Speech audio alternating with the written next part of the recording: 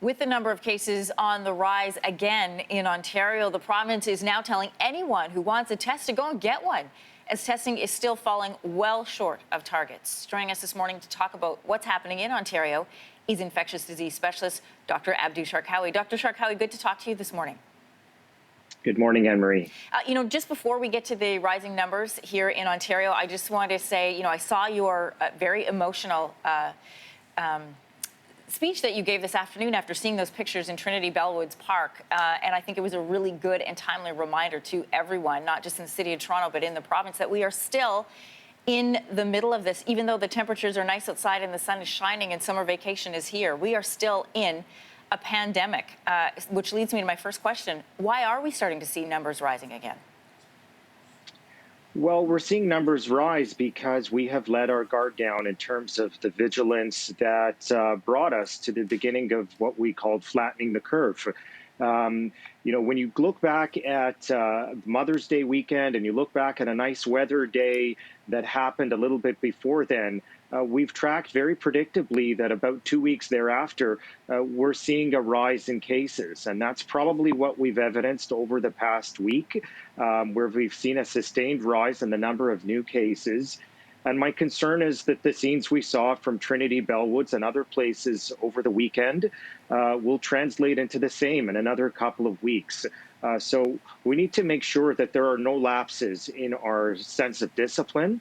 I realize that it's hard and everyone wants to be outside and wants to resume some sense of normal life, but we have to do it intelligently and responsibly to make sure we don't undo all of the gains that we've already made. I want to remind everyone Ontario's target was 16,000 tests a day. Labs can process even more than that. But even though the Premier has been calling for increased testing for weeks, Saturday saw just over 11,000 tests completed. So what are the obstacles in the way of increased testing for Ontarians? There's a few obstacles. I think one of them is the fact that I think a lot of people think that this is over and that there's really no reason to bother getting tested, which obviously is not the correct mentality to have. The other is that, unfortunately, a lot of messaging from public health and from our labs earlier in this pandemic was that you either didn't need to be tested or that you would be rebuffed if you requested to be tested, and that's changing. And I'm very thankful for Premier Ford making a very open and public statement to invite people to be tested. And just to be clear, it's not an open door policy. You have to have at least one symptom or some reasonable suspicion that you've been in contact with someone who has COVID-19. But that's still a huge step forward, and I'm hopeful that it will get our testing back up to where it needs to be. Dr. Sharkawy, just to clarify, how is that different than what the stipulation was before?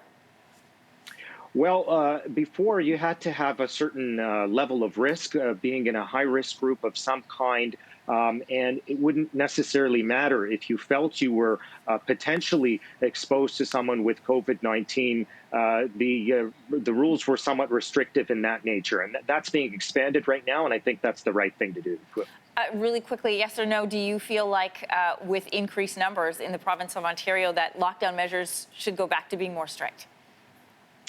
I'm not sure. We're going to have to see what happens over the next couple of weeks, but that's certainly a consideration we're going to have to take very seriously. I hope we don't have to do that.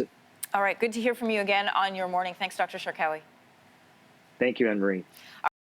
Thanks for watching. If you like this, be sure to subscribe here. And you can check out more Your Morning videos right here.